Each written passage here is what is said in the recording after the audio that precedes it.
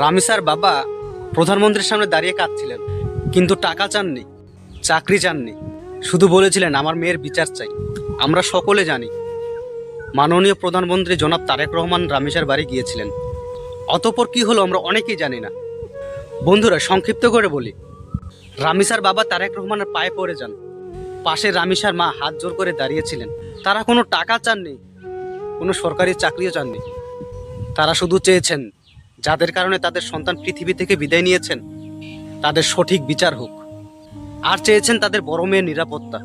প্রধানমন্ত্রী রামিসার বাসায় যাওয়ার পর রামিসার বাবা বলেন, আমি জানি না আল্লাহ তাআলা আমাকে কোন পরীক্ষায় ফেলেছেন। এই দুঃখ, এই কষ্ট, মৃত্যু ছাড়া আমার আর কোনো শেষ রক্ষা নেই। একটা সত্যি কথা বলি স্যার, আমার 55 বছর বয়সে এত দ্রুত, এত সুন্দর, এত সচারুভাবে আসামিকে ধরতে আমি দেখিনি।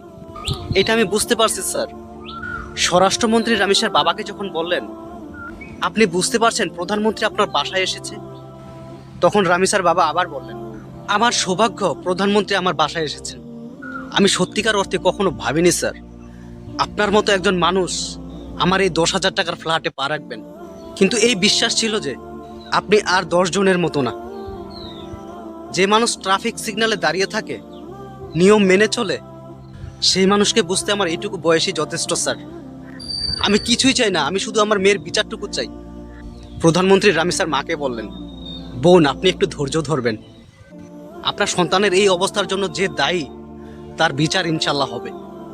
আমরা আগে যেটা করতে চাই, এই অন্যায়ের সাথে যে জড়িত, তার বিচার আমরা আগে করতে চাই।